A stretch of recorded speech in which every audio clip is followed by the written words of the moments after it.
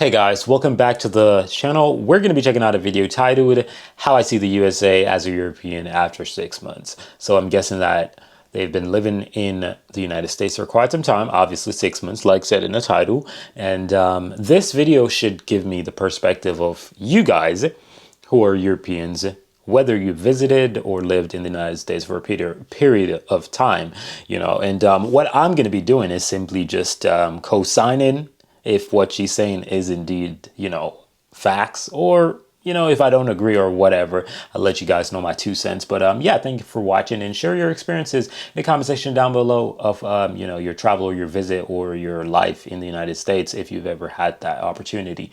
But yeah, without further ado, let's get right into this video. If you have any recommendations, feel free to leave those in the comment section or click the link that is provided in the pinned comment. And once you click that pinned comment, it's going to be a reaction form, and you just submit your reaction request, and that's it. Easy. But either ways, man, let's get right into this video. I feel like I need to preface all of this by just saying that this is not a political video at all. It's just my impressions, my views, my opinions. Good. Nothing too serious. Best drivers and worst all-way crossroads. I am not surprised that a lot of people don't have passports in the US. I literally got kicked out of a Starbucks. Would I ever live in the United States? All right, you did? let's get Wow. started. That's So crazy. I'm Ava, and I'm a travel YouTuber, as many of you might know.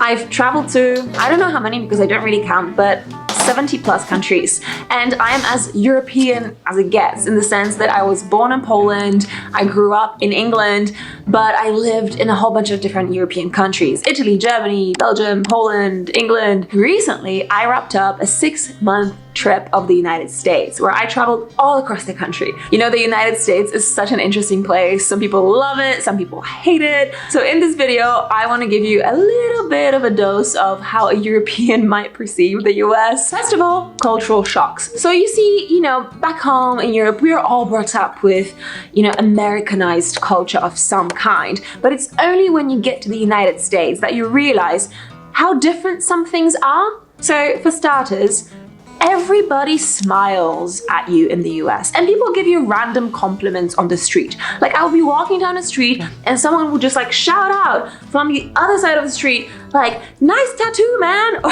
like, "I love your hair," or like, "I love your necklace." People are so nice. I love that about the US. Another culture. She on the wrong side of the street. No, sorry. She's on the right side of the streets. But yeah, that's true in a sense. But let's be honest. Not everyone in the United States is going to give you a smile, and not everybody in the United States is friendly. Like, Americans themselves can tell you that for a fact. So, nah. But yeah, more than less, you'll definitely have positive interactions for a fact. Shock that I experienced are the cars. All the infrastructure is centered around cars. So, in Europe, it would be really easy to take a bus or a train somewhere.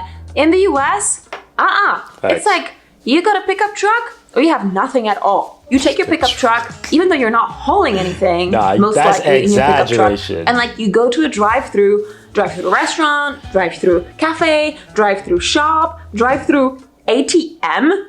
I swear there's probably not a single drive-through ATM in all of Europe. The drive-through ATM, I've never really questioned it, because I always felt as if it was like a safety situation. And I don't know, would you consider a drive-through ATM like a negative? Because technically, I don't know about in Europe, but most people would likely drive to the ATM, because I don't know if the ATM would be that close to your home, right? So you drive to the ATM, and technically you just be at the ATM, and technically if somebody pops up to rob you, that's my perspective. You're in your car, you can easily you can get up out of there, right? So I don't really know. It's definitely convenience and safety, obviously, but y'all can let me know what y'all think. Point is, it is a very car-centric culture. So without a car, it's kind of hard to get around, which is a major inconvenience if you don't drive. Thanks. Also, I feel like in some of the places that I've been to in the United States, the concept of a pedestrian doesn't really exist, because there's no sidewalks, pavements. I don't know what you call them in the States. Pavements or sidewalks? I'm not sure what they are. Anyway, it's they are the least important thing on the road, which is kind of sad, because, I like walking. Another cultural shock that I encountered was whenever I went to restaurants. What is up with the waiter just literally taking your card and then taking it somewhere. I don't know where they took it. Are they like taking it to steal my data? Are they like, where did they take my card? You know, in Europe, every single time the waiter would come over with the little card reader machine and you would like put in your PIN, you know, right there at your table. In the United States, they take your card away from you. And then there's the tipping culture. In the United States, you know, you go to get a coffee, it costs like $4, $5, whatever. And then you're taking it away, but you're still expected to give a tip. And it's not just any tip, it's like 20%, 25%. Those are like the little options that they give you on the little iPad. You know, and if you tap like 10% or 15%, that means you're cheap. And that just makes you feel really terrible, like an awful human being. So you end up tipping 25%. We don't have that in Europe. In some countries in Europe, you don't even tip because I guess waiters are paid an appropriate living wage, so they don't actually need to rely on tips, unlike in the US. In some countries in Europe, you do tip a little bit, like 10% maybe, if the service is really excellent, but in a lot of places, you just wouldn't. So that was a really interesting difference. Not only are the prices in the United States generally higher, but you also have to add that extra for tipping. Also, sales tax. Like, again, you go to a supermarket, it says one price, but you end up paying something completely different. What's up with that? And then there's like a couple of really small... I remember I would defend sales tax back in the day, but no longer do I defend it because the logic behind sales tax actually breaks down.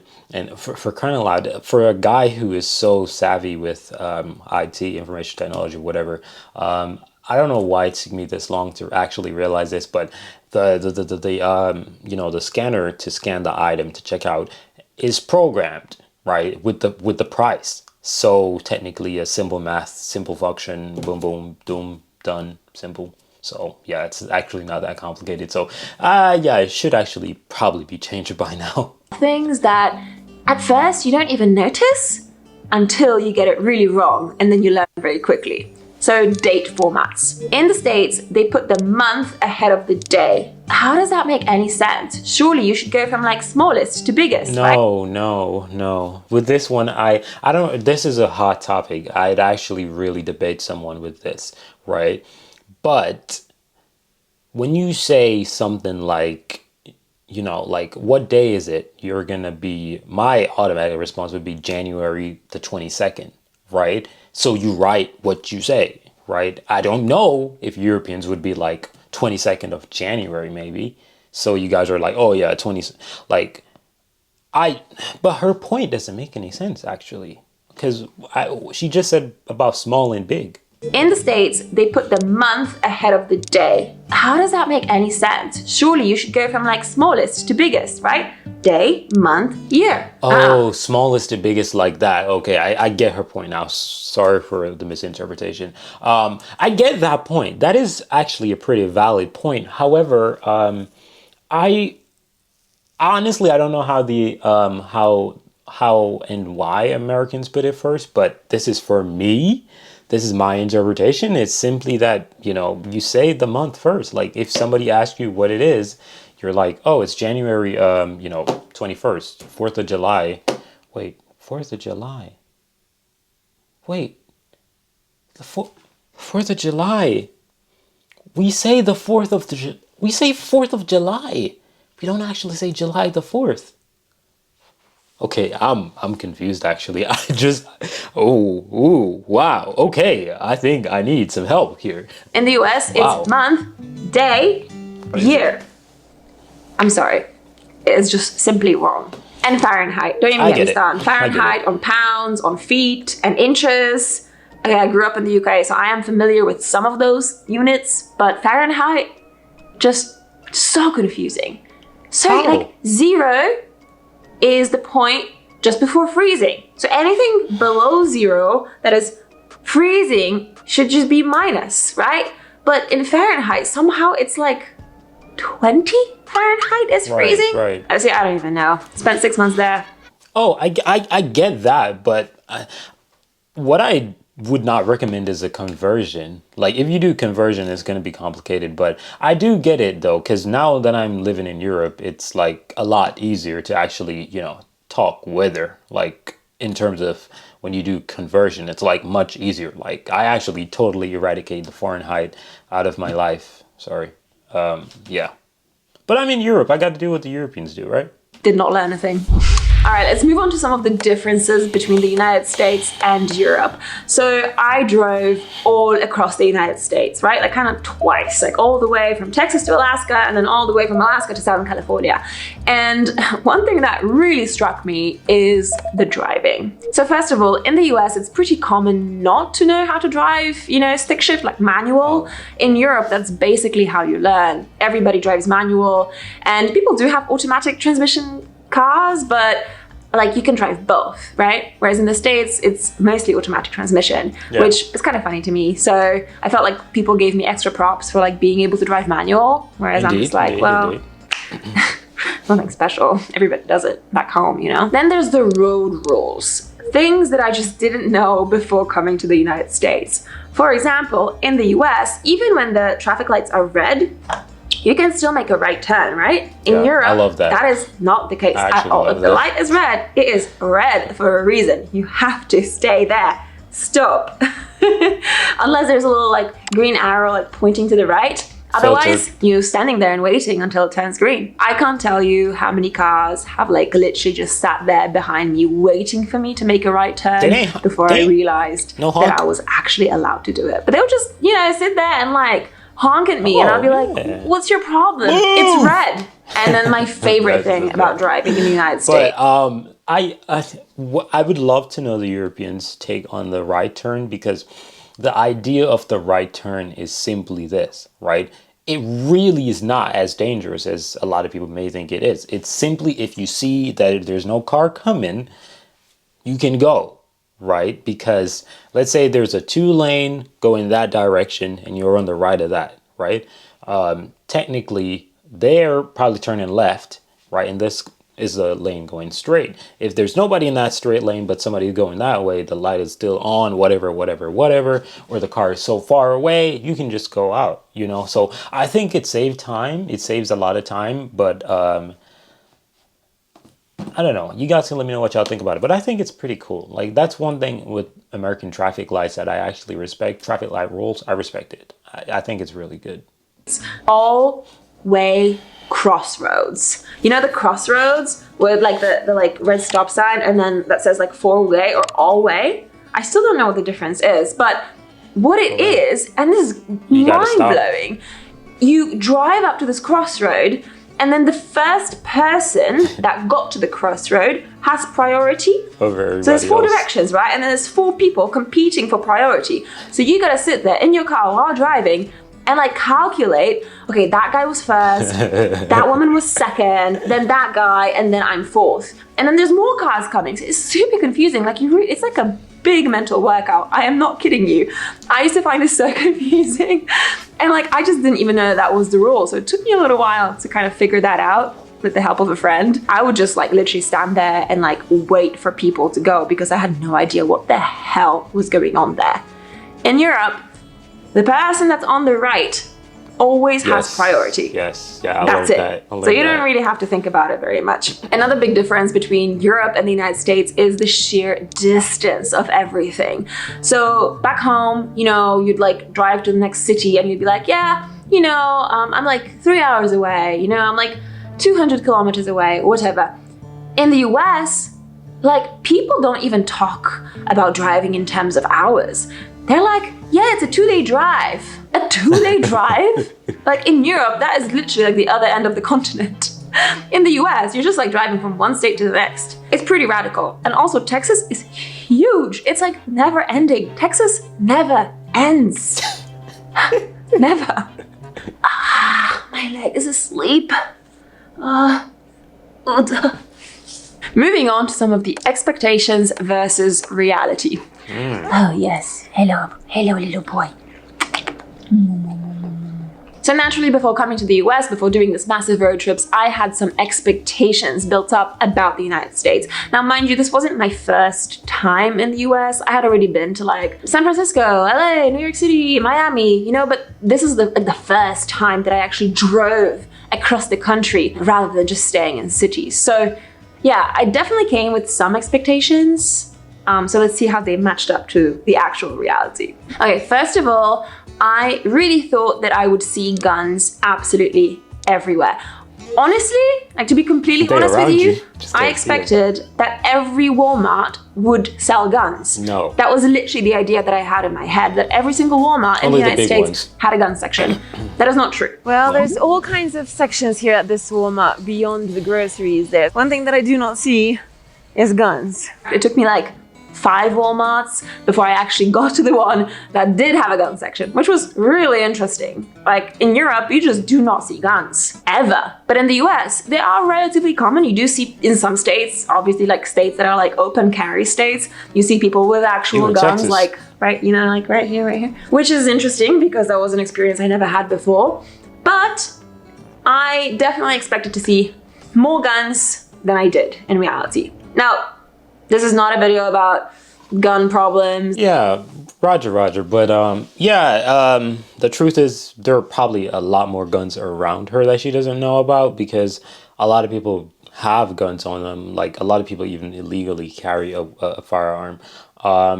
But yeah, you're not going to just see everybody out with the guns like that. And ironically, Walmart do sell, you know, guns. Like most of the time it's like rifles and shit like that. But it's not going to be all the Walmarts at all. It's really the ones who are like really big. And technically, I guess if, you know, it's like a country area, you know, because, you know, you want those accessible things for like hunting and shit like that. But it's not a big deal like what a lot of people may think. Most of the guns are like hidden, so you won't see them, but they're there. And gun laws and things like that. I'm sure we all have our opinions. The fact is that I just expected to see many more gun shops everywhere that I went, and I did. One thing that I was kind of worried about, I expected everybody to always talk politics. Because again, you know, politics is such a big, contentious, polarizing subject, not just in the US right now, but all around the world. So I was really worried that I would come to the US and I would have to have political conversations with people. And that fortunately didn't happen. I mean, the funny thing is that if you're from the States, the way that you have a conversation is telling of your political stance. The way that you joke about gun laws, or even just like looking at fences, you know, with like Trump 2024 or Biden something. There is so much politics all around the US, and like I think in the like psyche as well, in the American psyche. But luckily, I think as a foreigner, you get the privilege of not having to talk about politics. And I feel like people do see you as a bit of an alien in some way. Yeah, that's true. But I don't really think you're going to get the opportunity to even talk about politics in the United States like that easily, unless you like you kickstart it. Like it's rare that you're like, maybe you see a guy with the Trump 2024 and you're like, oh yeah, why do you have that? Then now you're begging for the conversation.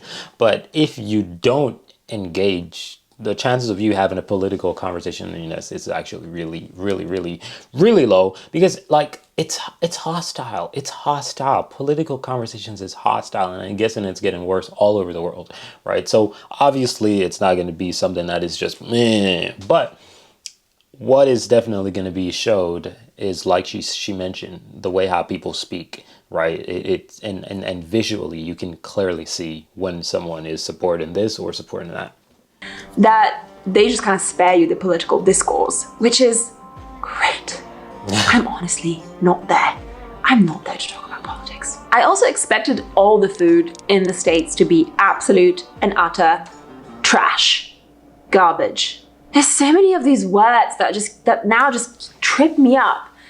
Garbage is American, trash is British. Is it? Yes, I think it is. Okay. Is it though? So I expected all food in the States to be a lot of Americans use the word trash. Trash. It wasn't. It wasn't all bad. Maybe that's because I have been following mostly a vegan diet, so I have been avoiding a lot of the like super processed stuff. But the fact of the matter is that trash food is very cheap and very widely spread. But in the US, you can also get some of the best food in the world. It's just that it costs a little bit extra. Whole Foods, I love you. I love you. The reality is, what's up? What's up? Intruders? The reality is that the US has the best and the worst food in the world. It's just that the best food comes at a very high price point. I feel like back home, more people have more access to better quality food for like much lower prices. All right, let's move on to some of my favorites, some of my least favorites, some of my frustrations, some of my struggles. Best drivers and worst drivers in the United States. My favorite places in the US, Montana, Wyoming, and then Central Nevada. Not Las Vegas, never been there. Like the deserts of Nevada. Just so much nature, so much space, so much beauty. Least favorite place in the United States, Yellowstone National Park. Granted, I went there like at the height of the tourist season, but man, that place is basically just a massive glorified parking lot. It is like nature completely Disneyfied. And you know, okay, it's great. It's probably more widely accessible to a lot more people, but I just feel like it just lost its charm. So I might give it another shot in the future, but I wasn't wowed. Best drivers in the United States, Washington and Oregon. By and large, very polite. Worst drivers, Nevada and Montana. Oh my God. And I'm sorry to say, she ain't traveled nowhere else, man. If that's what you're saying, bro, you don't know the reputation of Florida drivers. Let her cook, man. What? Nah. But if you own a Ram pickup truck, you are very much in that category.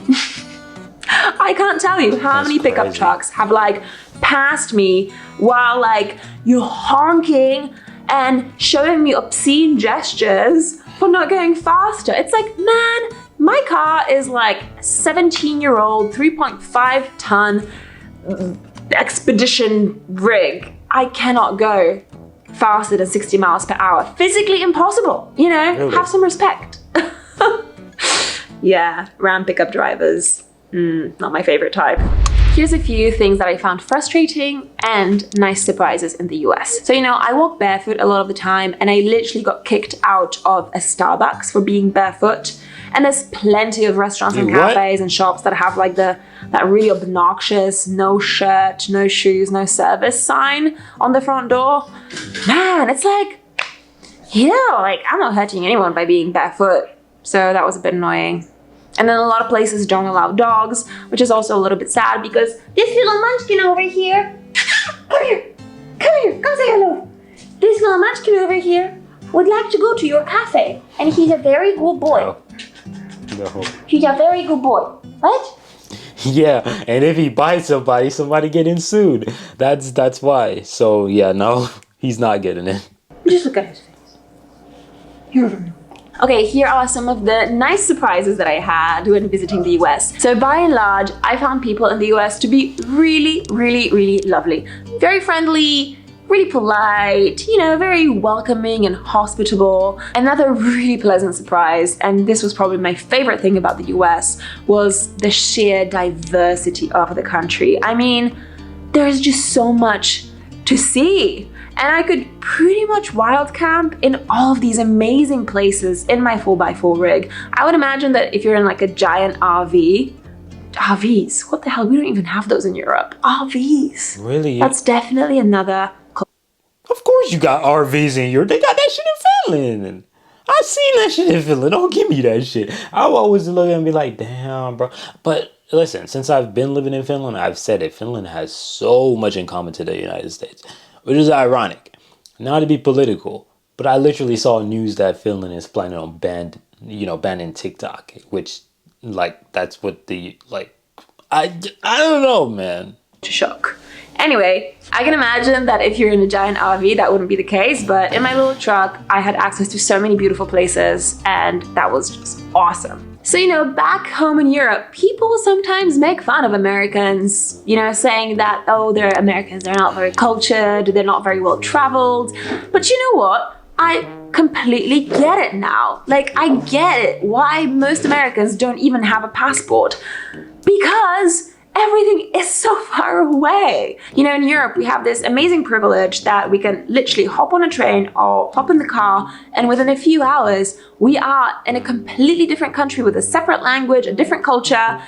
It is just so diverse, and everything is really close together back home. But in the US, everything is so far. Even getting to the next state is a trek and a half. So I am not surprised Indeed. that a lot of You gotta people don't fly. have passports in the US, or that they haven't traveled abroad, or that they don't know other languages, because in order to do these things, you have to be quite privileged financially, which back home in Europe is a very different kind of dynamic. So do I have any regrets? Yes, a couple. First of all, I really wish that I could have stayed longer, but my visa only ran for 6 months, so that's how much time I had, and I just really hope that one day I get to come back and see more of it. Hopefully someday soon. Another regret that I have is not having really engaged with different communities across the United States. So next time I come, I'd love to get more the perspectives South? on In the what South? it's actually like to live in the US today. And You know, what people about the from South? all kinds of Because different... I ain't heard nothing about the South. Nothing. And you know, I represent the South and the East side too. You know, South and East. Like, this part of the United States, that's me. Yeah. Over there, I don't really have nothing except Texas. Texas, I've never even been to Texas before, so yeah, I can't speak on Texas at all. It's like it's the part that I don't know. Like, I just never had the opportunity. Like, I don't have any family in Texas at all. Like, unless there's somebody I don't know, but I don't know. But yeah, I don't have no relations in Texas at all. Everything for me is South and East. South and East. That's it. backgrounds and ethnicities and cultures Excellent, and Texas. communities. So I really hope that I get to do that next time. So a Roger. few closing thoughts. I noticed that throughout my time in the United States, my accent started changing, and it went from this like Britishy accent to something more like hybrid American. I'm not sure if I loved that about myself. So I'm just kind of like easing back into my normal way of speaking that is like not influenced by, you know, my context. So yeah, on to the big final question, the most important of them all. Would I live there? I don't know what the handshaking was all for, Let me just know. to build extra tension. Anyway, would I live in the United States, given everything I Say it. have come to learn about this country, given all the places that I've seen? And the answer is very simple. Yes, 1000% Okay. I would live in the United States. To me, the United States is the most beautiful country in the world. It really is. I just love it so much. I completely fell in love. So if you're American and you're single, email marriage@avazubek.com to send me offers of marriage so that I can move there permanently and What? build a house in Montana or Wyoming or Nevada. Just kidding. That email address does not exist. So those are some of my impressions of Nah, it's really crazy. Hey, but she needs to experience the South, for crying out loud. The South of the United States is totally different from everywhere else. Like, I don't know, man. She got to experience some other places, because I noticed she mentioned Montana, Nevada, and what else did she say? I don't remember. But cool places, not my territory at all. Not, period, not. But yay, maybe a little bit down, you know what I'm saying? What I'm saying, but hey, good video, quite honest and true. I'm happy that she actually felt, you know, welcome in the United States and enjoyed her stay there. I do believe that her British accent, you know, would take her a very far place in the United States, because I think Americans, generally speaking, like, love the British accent. Like, I go crazy over the British accent, you know, and I'm happy to have family in the United Kingdom as well. So, yeah, you know. It's, you know, the world's beautiful. A lot of people would love their time in the United States, but not to say the United States is perfect. It is not perfect, has a lot of issues itself. So, yeah, you know, that's just how things go. But anyways, guys, thank you for watching this video. I'm out of here.